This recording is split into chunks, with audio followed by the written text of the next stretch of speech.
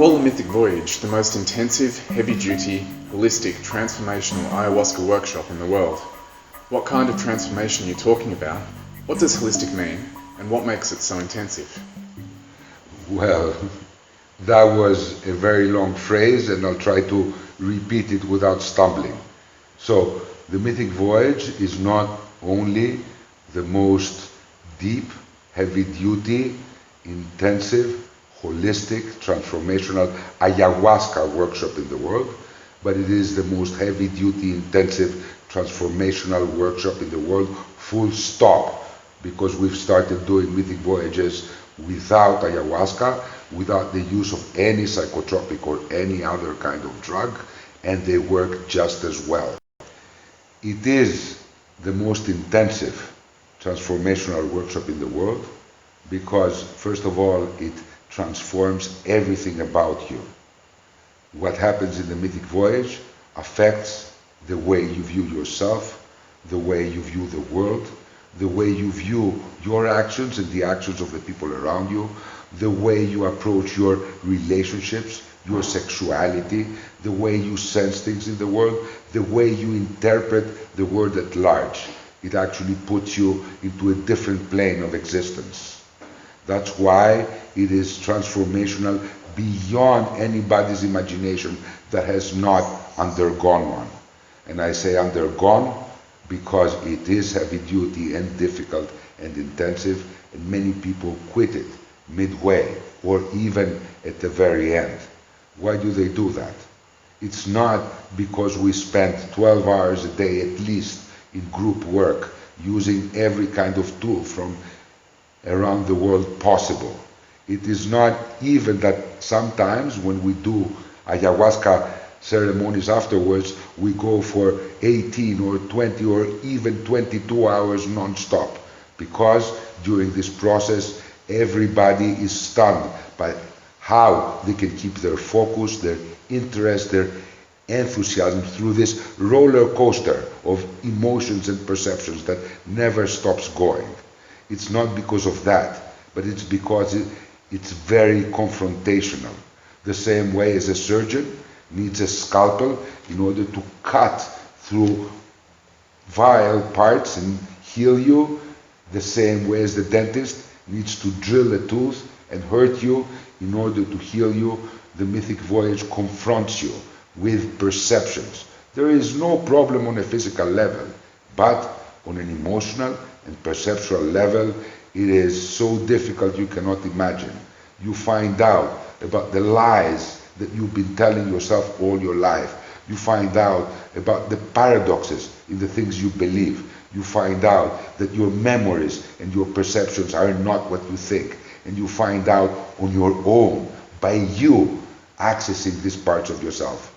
But in order for you to access it, me and the team here at TierraMitica, we need to cut, we need to pulverize every single perception that you have and leave it in pieces. So then, like a Lego, you can take your pieces and reinvent yourself, rebuild yourself into a new person, a person that you want to be, a person of destiny, a person enthusiastic about life, a person that feels how everything around them is exactly as it should be. It feels in peace and harmony with everything that is. A person full of plans, vision for a beautiful, proud future. A person sitting tall, standing tall, and not delving in shame and guilt. It is holistic because human beings are comprised of many levels of functionality, many bodies. The first body is, of course, our physical body, the body that we live in, and that can be affected by any small chemical. It can be affected by our emotions. It can be affected by thoughts that come into our minds. We know very well that if we think we're ill, we're more ill than before, and that coaches in football teams and other sports, they pump up the thoughts of the athletes, and that transforms their physical powers. The second level of functionality is the cognitive, the mental. the thoughts that keep whizzing through our brains all day, the ones that come voluntarily and the ones that just show up out of the blue, that make us feel different things in the pit of our stomachs, or make us elated, or bring this shiver and anxiety in our bodies. All these thoughts that come and go, some of them we control and some of them not, affect our physical body in a huge sense. Society recognizes that and knows and uses it in many ways, advertising and every other thing included. The third level of functionality is our philosophical, the stance that we choose to hold towards the world, the point of view, the way we turn our camera to the world. For example, if a Catholic priest and a hippie, they're walking in the park and they see a gay couple kissing, they may have entirely different emotions and thoughts. One of them may be disgusted, feel pity, feel anger at times, and the other one may say, what a beautiful scene of love, how much they love each other. The philosophical affects our bodies and affects our thoughts because it actually defines our thoughts. Of course, after that, since as physical beings, we are electrobiochemical beings, we metabolize organic matter and food into chemicals and into energy. We all have an energy field, which in turn influences our health, the way that we feel, and everything around us. That's why many alternative practices like Reiki, they work for people's well-being, and that is why science measures electrocardiograms and encephalograms and measures the electricity in our bodies all the time to find out what's happening with us. That is affected by our philosophical, our cognitive, our physical, and vice versa. Then we have our sensory bodies, intimately connected with our physical bodies. Not only our five senses, smell, hearing, sight, blah, blah, blah, but other sensors that we have, like the gag sensor, or chronosensors, or many other sensors spread throughout our bodies. All the senses from within or from without are taken directly to a processing plant inside our hypothalamus that actually translate it to things that go to our brain, which then translate it, and then they go to our bodies. Everything, every single part of our functionality is intricately connected and defines the other. Then we have the symbolic. The symbolic is very important because human beings transmit with words, but that is less than 3% of all our transmissions. And even words are symbols by themselves and can be interpreted in every possible way. 97% of our transmission, according to science and to common sense, is symbolic. And the whole world communicates on the symbolic level. When we are slouched and we are like this and we're grumbling, we are transmitting to our bodies that we're not well. But if we pick ourselves up, if we have a shower, if we put some rock and roll and we dance, suddenly our bodies start feeling different. In the Mythic Voyage, knowing that any kind of insight that is taken only through the cognitive, through the mind, or only through the philosophical, or only through the emotional, very soon becomes empty.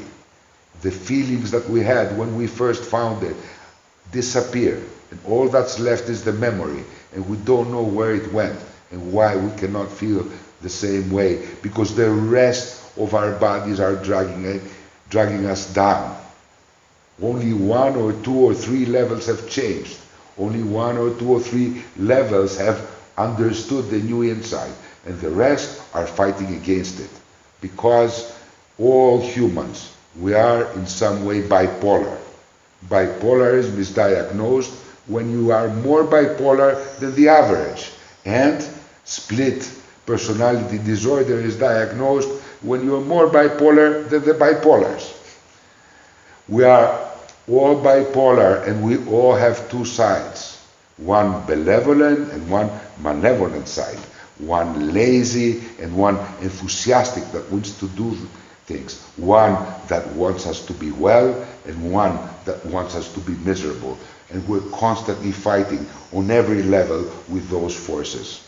In the Mythic Voyage, we try and we succeed to align people so every insight they get is taken in every single one of those levels.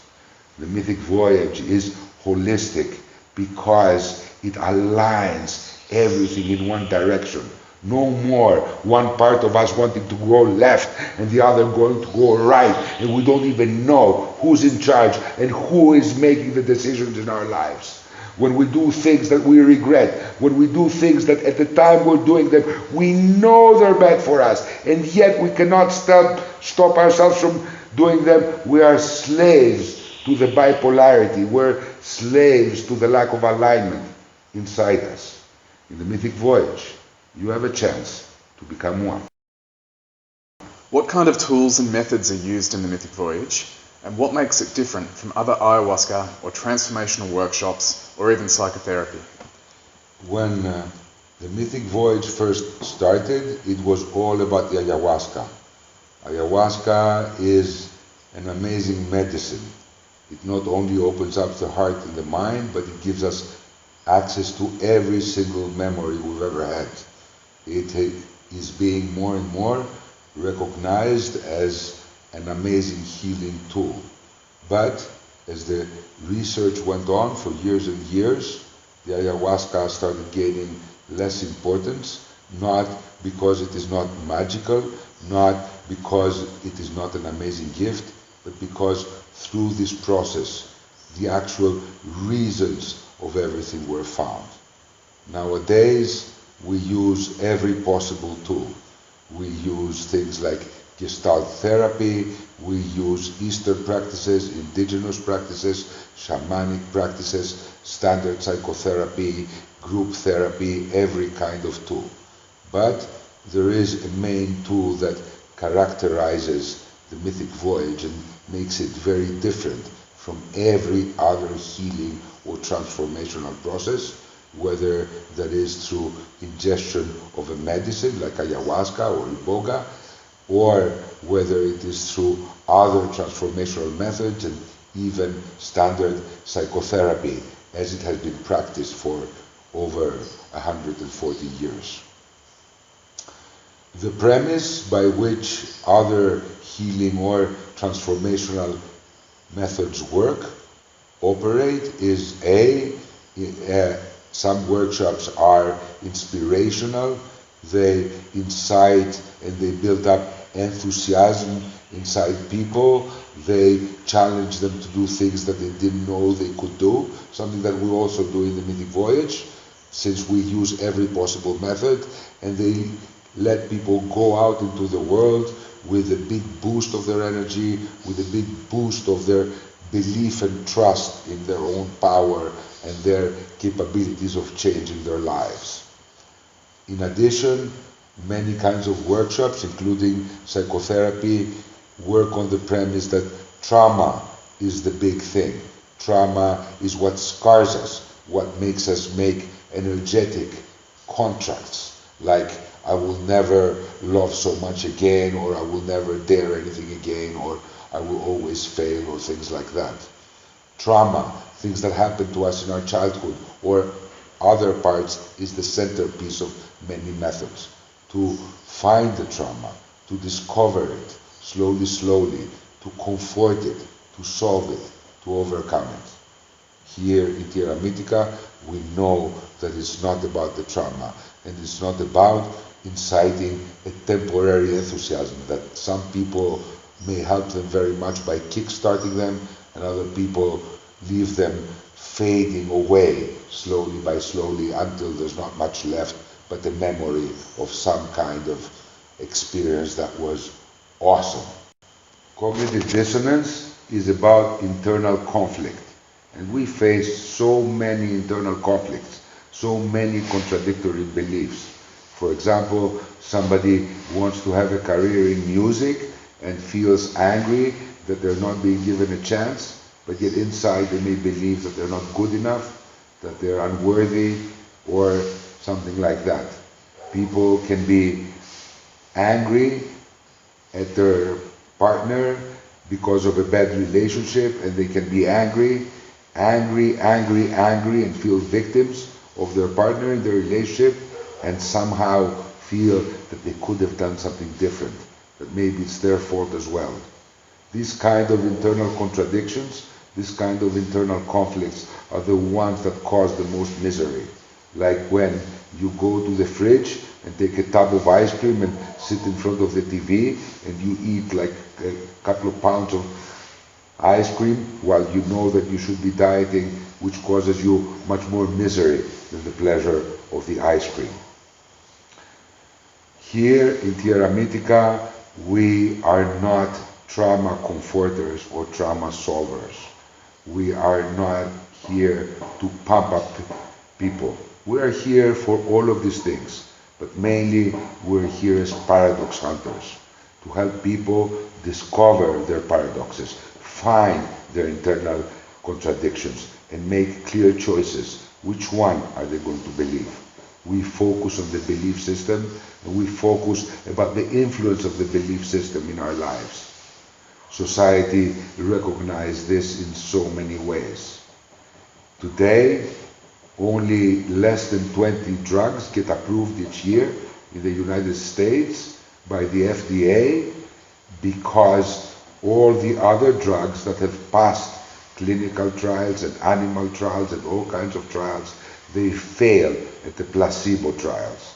The placebo is a phenomenon whereby if you believe that you have been given a drug, it actually heals you and causes physiological changes in your body, in your sensations and your health. The belief system is so important, and somehow, although scientists from all over the world are exploring it, and it's pervasive, defining influence on everything, actually we focus on other things, other people's responsibility, what people have done to us, what we have done, rather than focusing on the contradictions within us. The reason that depression and mental illness, as declared by the World Health Organization, which calls it the silent epidemic, is actually overcoming heart disease as the #1 killer in the developed world by latest 2025, is not just because of our traumas or our internal paradoxes, or because human beings are no good or have problems or are dysfunctional, as many claim, but it is because of contradictions and paradoxes that we share as humanity. And the longer we solve our survival problems, the richer we become, the more unhealthy in our minds and in our emotions do we become, the more miserable we become. People travel to third world countries because they love seeing kids with no shoes playing with a piece of leather in the street and being much more happy and laughing than their own kids back at home, who are in the best park in the world and crying why they have not received the latest PlayStation or why something is not to their liking. Depression is the illness of this millennia, and it's spreading like wildfire. How can it be, if we dedicate so many resources to psychotherapy? There's a huge industry of psychology and psychotherapy doing 2 or 3 sessions a week for years and years on end to comfort and discover trauma.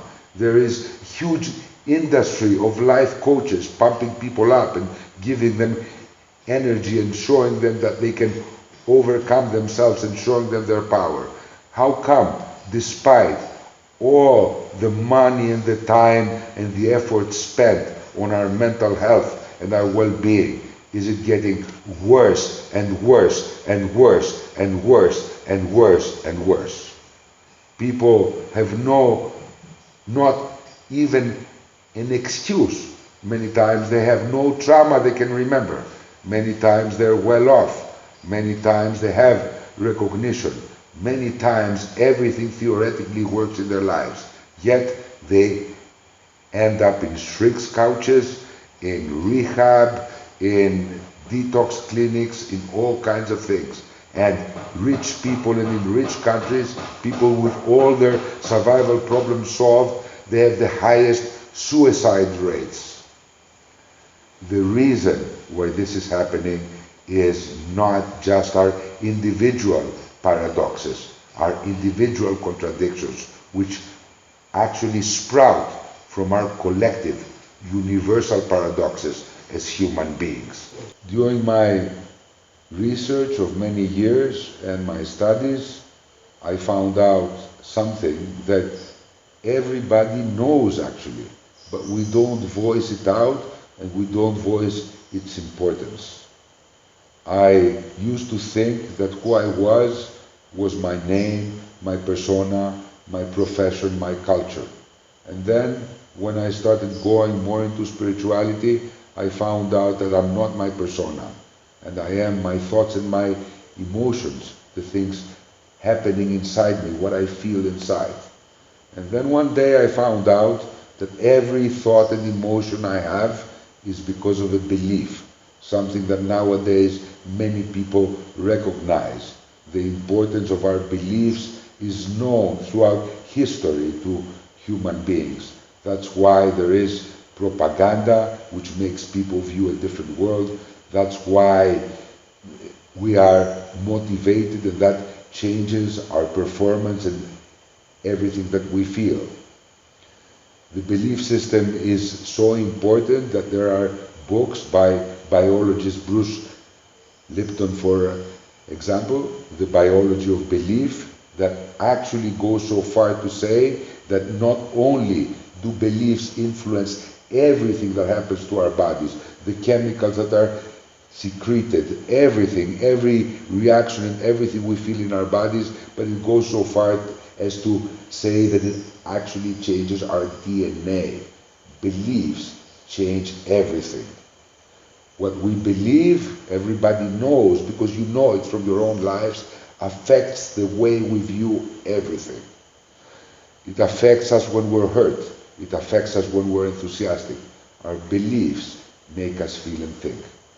To give you an example of this, if you imagine two twins, otherwise physically the same, one having raised in a country like Sweden or Denmark, for example, a very modern, open moral society, and another one being raised in a place like Morocco or Sicily, or a very macho and traditional place. If these two people were told by their wives that they love and they've been together for 10 years, that 8 years ago she cheated on them in a moment of weakness, the Swedish man is very likely to feel very proud that his wife wants to tell him the truth, especially if she declares that she loves him and never did it again, and be very, very happy. And the Moroccan or Sicilian man could kill her and go to jail and leave their children unprotected, or be miserable forever and always wonder, who else knows? Who has he told? Who has she told? Who knows my shame? Because in his belief system, what his wife did affects his masculinity, his pride, his honor, his very identity. All of us know thousands of examples in everyday life how the beliefs of people define what they feel and they think. There is more than that, because what I found out, but I didn't find it out because psychology knows it since 80 years ago or 70 years ago, because the theory and phenomenon of cognitive dissonance is one that is recognized by psychology, psychotherapy, and psychiatry, and is being taught to every student at university. What is the theory of cognitive dissonance? That when we are trying to hold two contradictory realities or beliefs about reality or thoughts at the same time, two mutually exclusive ones, we experience acute discomfort, even distress. What I found out then, not first, but by myself, was that every disagreeable thought and emotion is caused by a paradox, trying to hold two contradictory and mutually exclusive beliefs or realities at the same time. Let me give you a very simple example of this. You all know that victims of child abuse by a member of the family, let's say a father or a brother, they suffer throughout their lives. They go to years of psychotherapy, but they're having great difficulty in forming any normal, good relationship, and they suffer much more than victims of child abuse that have been molested by strangers that they do not know. This is because, at the same time, they feel victims of the abuse that happened to them, but they also feel somehow guilty and ashamed. Like, maybe I was a bad girl, that's why Daddy did it to me. Daddy loves me. Daddy's a God. So there must be a reason that Daddy treated me badly. Maybe I'm a slut. Maybe I wanted it. Maybe I was in competition with my mother. Maybe. All these irrational thoughts, they just course through the victim's mind and make it guilty and the victim at the same time. Thus their misery and their pain and their trauma from what happened to them is intensified many times. As humanity, there are so many things that we constantly disagree on, and scientists disagree among themselves even if they belong to the same school of thought. However, there are many things that we also agree on collectively and universally. Of course, there are always fanatics, a small percentage, that will not agree with anything. But I'm talking about collective, universal agreement. If we look at life itself, all scientists of any persuasion agree what are the essential characteristics of life. What should a creature have to be called alive? Besides the fact that every single life organism is made of cells, whether it's one cell or many, the main things, if we bunch them together in a more generic way rather than the scientific, are as follows. First, a sense of self. All life requires a sense of self, a being feeling that it has a self which is separate from its environment. This is absolutely necessary for many biological functions that allow life to exist. Self-preservation, taking care of its own needs and eating so that metabolism can exist, trying to feel in a comfortable temperature, which is homeostasis, for example.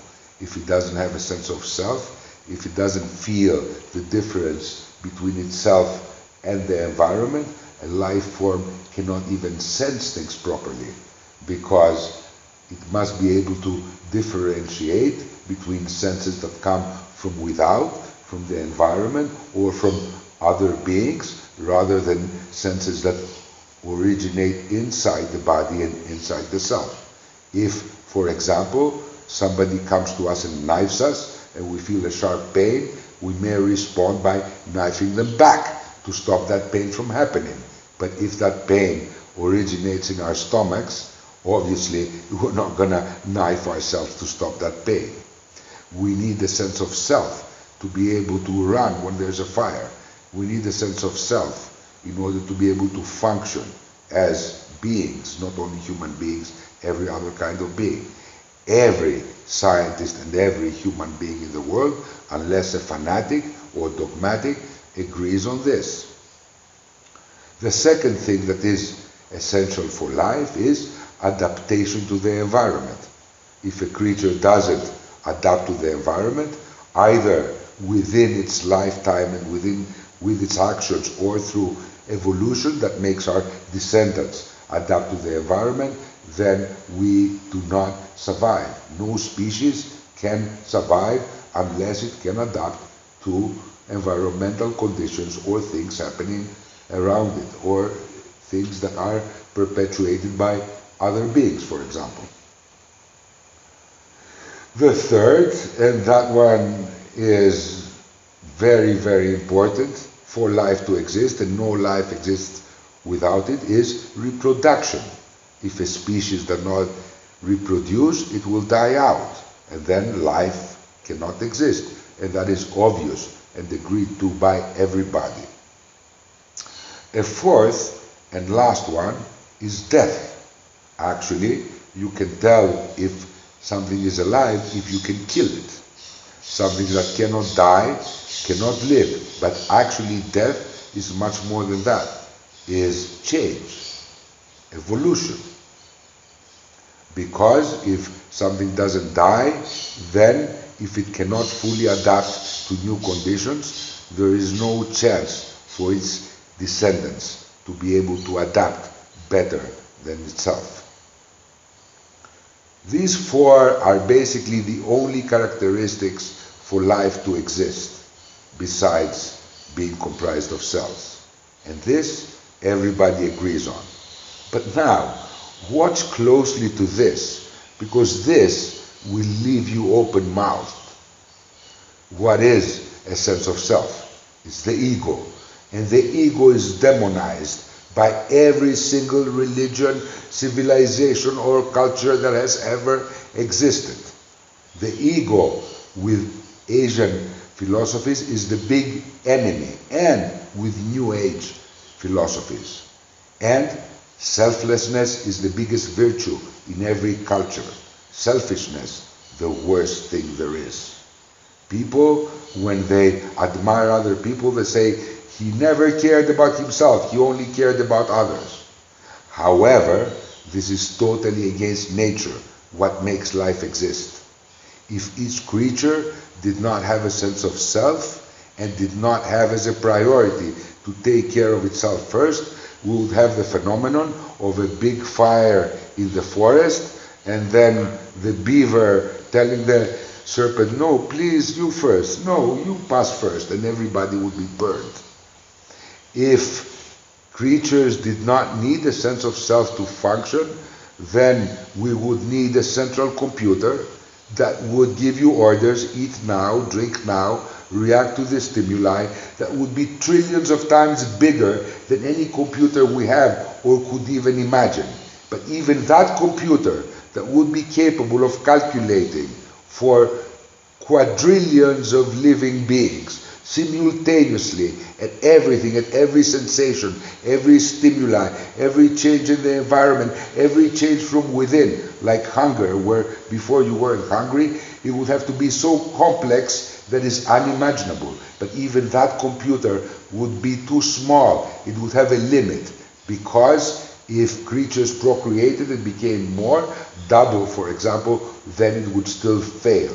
It would have to be a computer that constantly controls everything. Actually, nature works in a much more simpler way. It works in the way of giving responsibility to every creature to take care of itself, instead of trying to be selfless. We castigate the ego, although the ego is part of us. Eckhart Tolle says in his book New Earth that you must fight the ego, which is the biggest enemy, and then immediately afterwards, in the same chapter states, you cannot fight against the ego and win. Is that a paradox? Waging a fight throughout our lives to destroy part of ourselves, to extinguish the ego, and then what? Then life cannot exist. The second one, adaptation to the environment. Well, if you think to any happy moment you've ever had, whether you were looking into the eyes of your newborn for the first time, or you were making love for the first time to the creature you love, the most beautiful creature in the universe on a beach, or whether you've just climbed a mountain or created a great piece of art or had a great insight, all the moments of happiness in your lives, the primary characteristic you felt was that everything at that moment was exactly, deliciously as it should be. That nothing needed to be added, nothing needed to be subtracted. The definition of happiness is the feeling that everything is exactly as it should be.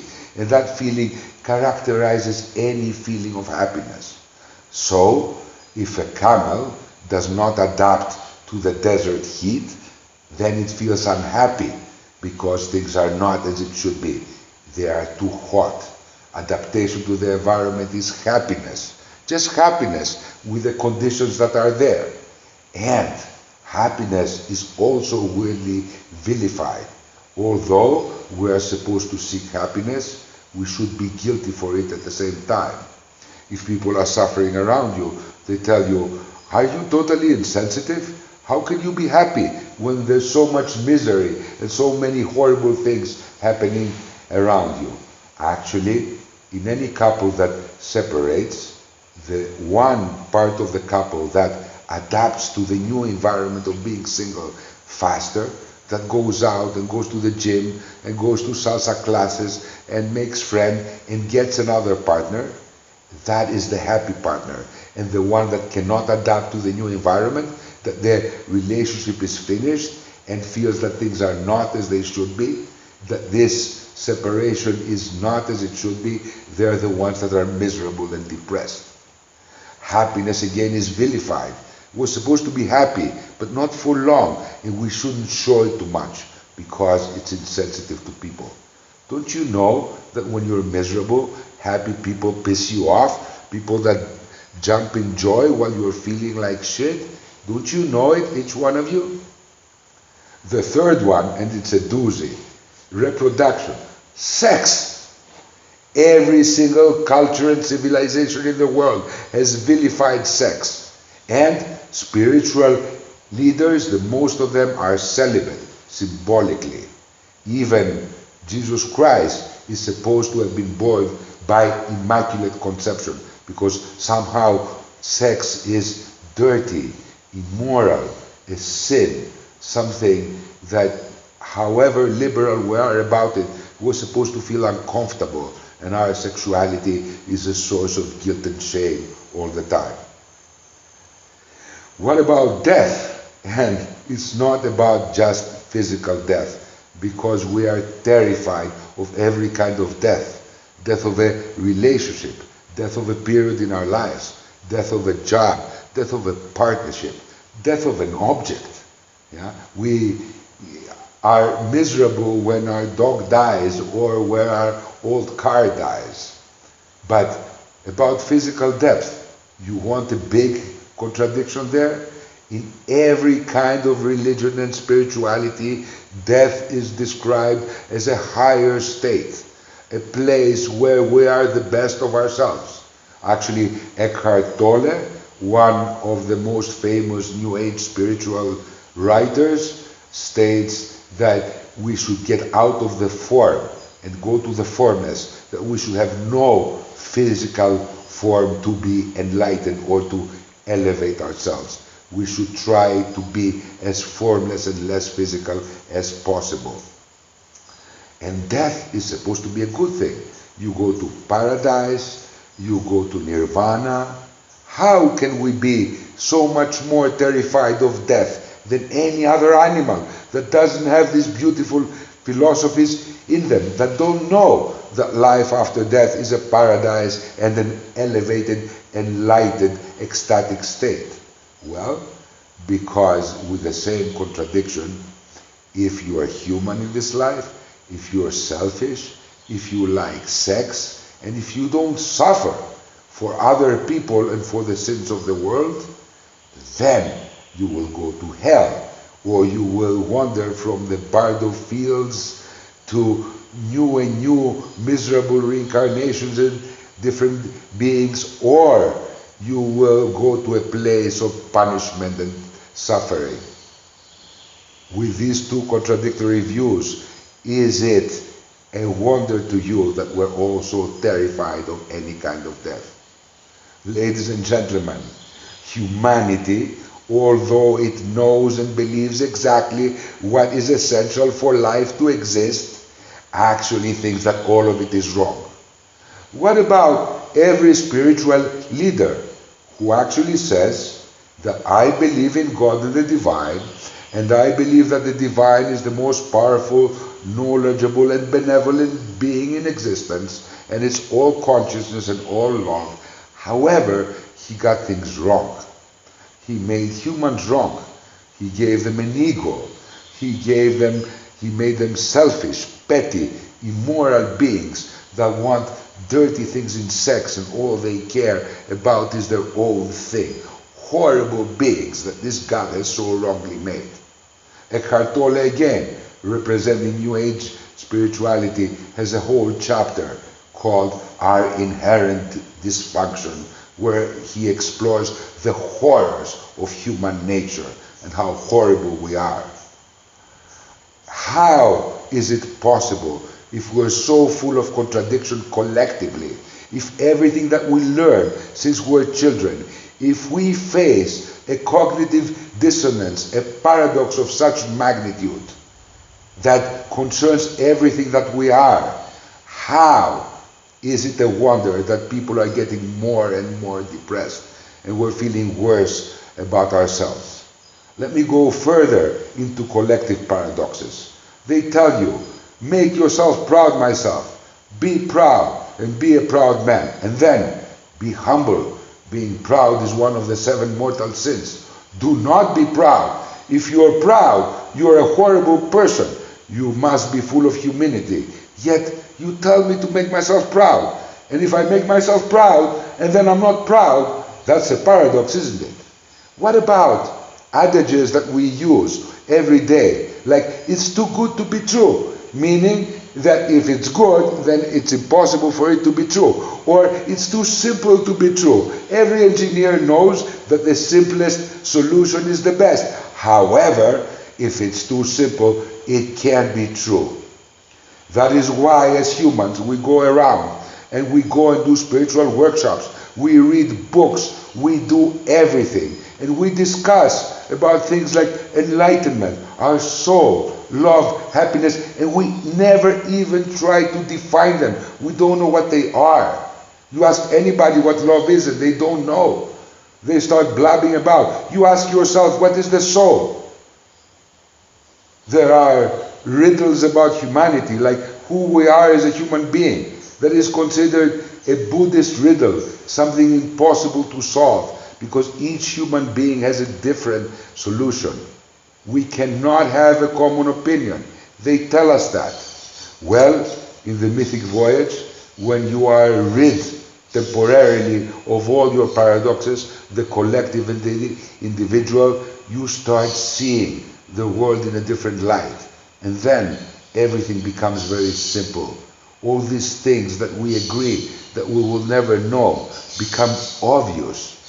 Who God is, who the divine is, why he made humans, why are we here in the world. They are all evident to everybody that stops feeling guilty and ashamed for being human. The reason for trauma is that when we're children, we face our first ever big paradox. When we experience trauma in our child's mind, betrayal, abandonment, punishment, they're all incomprehensible. They make our child's mind break. How is it possible? How is it possible? If daddy and mommy are good, which they are my gods, then they're doing this to me. How is it possible that they don't see how much it hurts me? How is it possible that they can love me and do this to me or speak to me in this way? I don't understand. If they're not good and they're bad, then I'm bad for thinking they're bad. So I must be bad, then everybody must be bad. Nothing makes sense. And this starts creating the first paradoxes. We can no longer see the humanity in our parents as something good. We can no longer see our humanity as something good. And we start seeing it as something that we should be guilty and ashamed of, because that is our collective belief system. In the Mythic Voyage, we explore all the paradoxes and more. There are so many paradoxes, and most of them are not ours. It is not your fault. It is not your fault that although you have everything you could desire, sometimes you feel like shit. It's not your fault that you cannot feel enthusiasm for life. It's not your fault that you cannot choose a direction. It's not your fault that you have lost your vision. It's not your fault that your joy is only temporary if you believe that happiness does not really exist and it's just like temporary moments that just happen. It's not your fault if you're looking for happiness and you don't even know what it is. In the Mythic Voyage, we explore everything. And what is more, it's not just somebody speaking to you. It is you directly experiencing the states. Experiencing a state of having no paradoxes on your body. Experiencing a state where everything is clear, the way that a 5-year-old can understand it, not fuzzy concepts that we discuss among ourselves and we don't even know what they mean. To paraphrase something that Bill Clinton once said, it's the paradox stupid. So the Mythic Voyage is different from anything else because it deals directly with the paradoxes, using every possible technique to unearth them and then to help people make firm choices that they make and not their programming, not their belief systems, so that they can be the architects of their own software. They can decide how they feel, how they react to things, and how they approach life. And they can decide who they are. What kind of people would benefit from a Mythic Voyage? Are there people that cannot be helped or that you do not accept, such as bipolar, split personality, manic depressive, addicts or epileptics? Well, as I just demonstrated, since every single one human being suffers from the collective paradoxes, which are many, not just the ones that I mentioned, every single human being can not only benefit but transform, and actually in the process alleviate even physical ailments and many other things. Nobody is excluded. There's many places that will not take, for example, a schizophrenic, a split personality disorder, a heavy addict or something else. We accept everybody with one condition, that they have full intention to go through the whole workshop, to listen to our advice and our suggestions and to follow the program and to never refuse to do anything. We never ask people to do anything that's harmful to them, just to consider perceptual views and to be open about them. If somebody wants it enough, we have had split personality disorders that were healed from, for example, a person that had done many suicide attempts and the last one going at 100 kilometers an hour at a concrete wall and staying for a year and a half in hospital. We've had people with all kinds of problems and they are always resolved if somebody actually lasts the Mythic Voyage, because it is difficult and it is confrontational, because it goes against everything that we believe. We believe that we need to comfort people, and we believe that we need to cut them out open and let them fix themselves with new tools. We believe that the paradox is the reason for everything, and we expose those paradoxes, and many times they are very painful just to view them and just to understand. Many times we're very angry at our parent and we cannot open our hearts to them. Yet inside we feel that we're somehow the same, and we feel as angry at ourselves as we feel at them. Opening the heart, which ayahuasca helps to do, and feeling our parents as human beings that have the same exact feelings as us, that like us, they want to love and They just don't know how to, and they don't know how to navigate this life, and are lost because inside them there are children, such as us, being able to see that in full detail, to actually view our life stories from a different camera, from another place, is an amazing experience, and it can heal amazing things. But the healing does not end with a 10 or 12 day mythic voyage.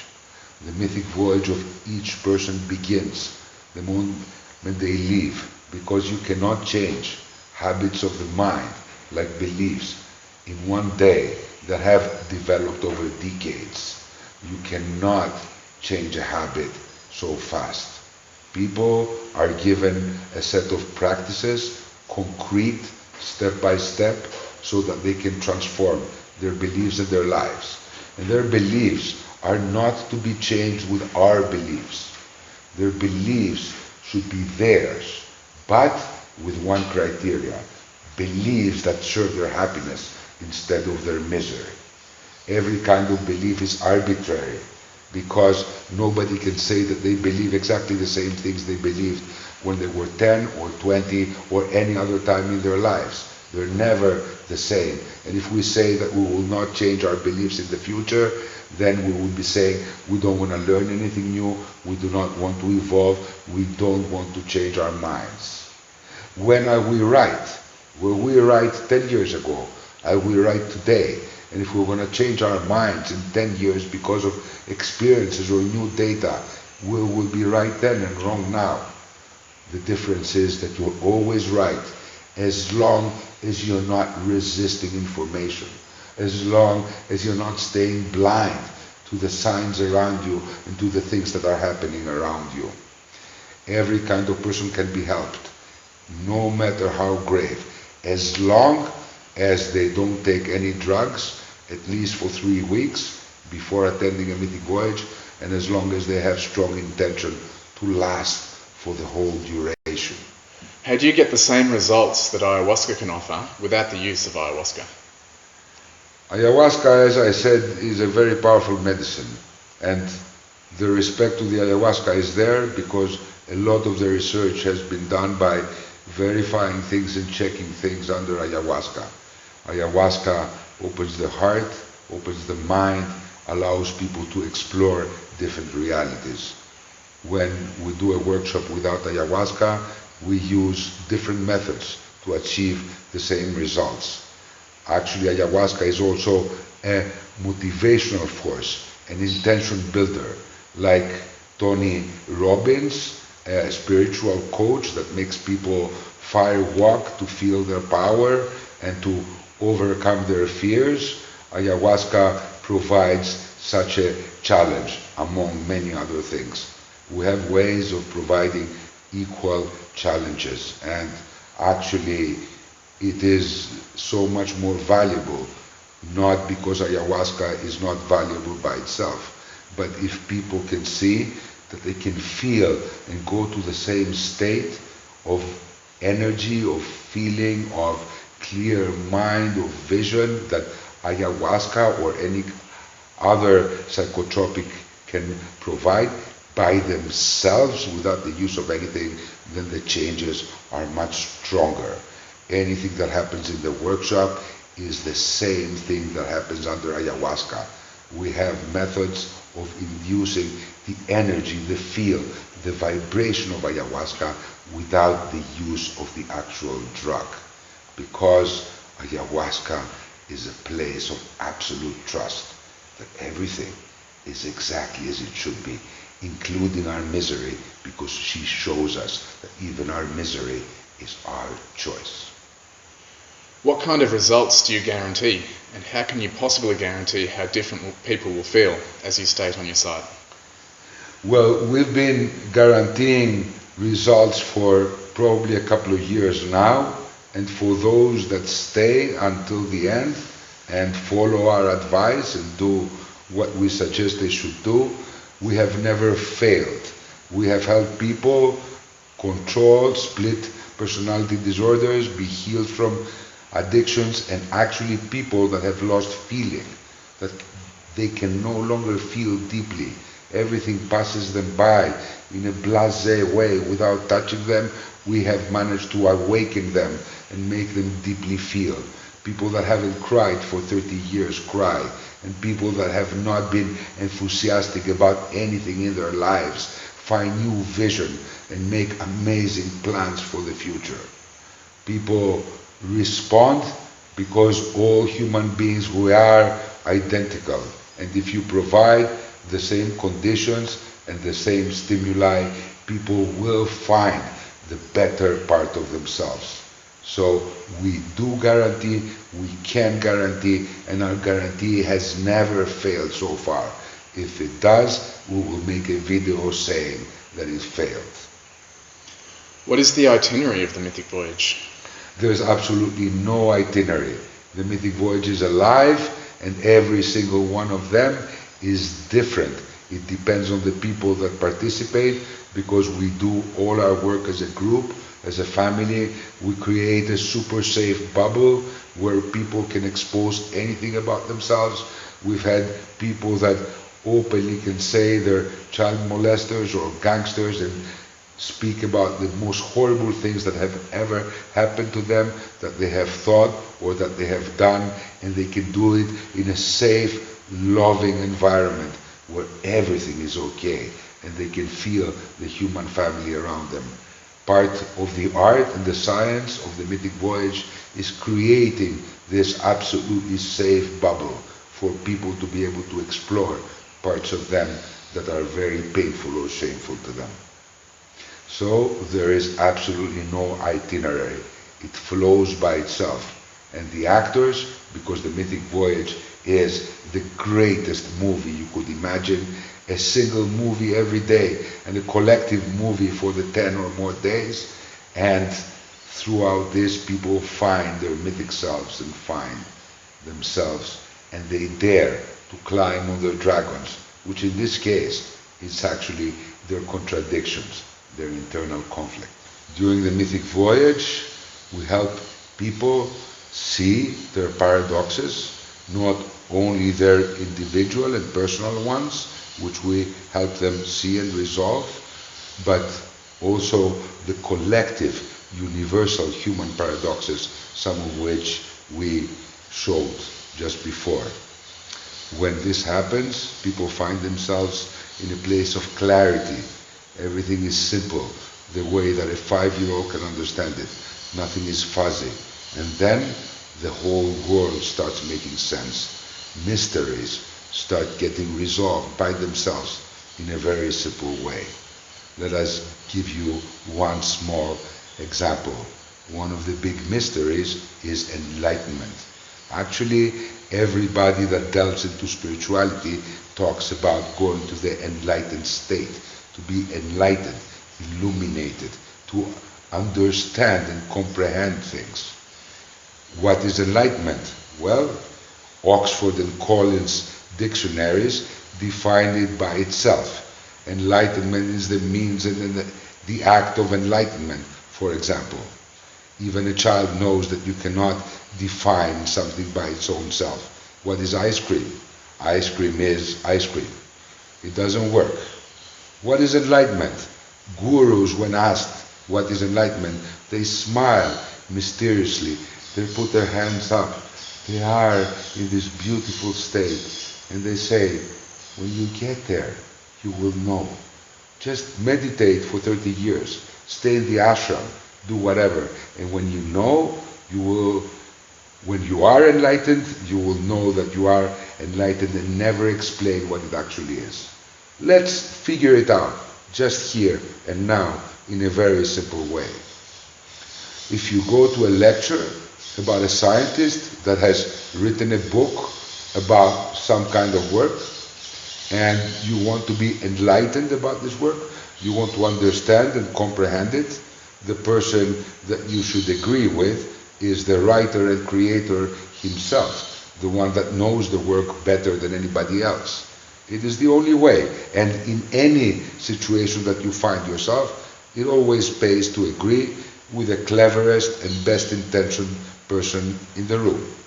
Well, God the divine by whichever name and whichever religion or culture or strand of spirituality is represented as the creator, is represented as good willing, as all knowing and all powerful. So enlightenment is very simple. Agreeing with the divine, the cleverest guy around. Don't get taken by the use of guy. Of course, God is not male or female, but encompasses everything. Being enlightened is very simple. Agreeing that everything that the divine has done is exactly, amazingly, super inventively and deliciously as it should be, including us humans. Agreeing with the divine is enlightenment, and actually being happy is enlightenment. Accepting, loving, being enchanted by the fact of how the world is made, of how we're made. Enlightenment is simply happiness. And if it is the biggest prize of all, why would anybody want to be enlightened if it wouldn't make them happy? Would you like to be enlightened and be miserable? Enlightenment is happiness. And there's many more things that people find out intuitively during the Mythic Voyage. Things that we use in abstracts, like what is the soul, and many other questions. Once you enter the state of clarity, once you enter the state of no paradox, then every answer is simple and every answer is good, including what is the purpose of humanity and why we're here and what there is for us to do.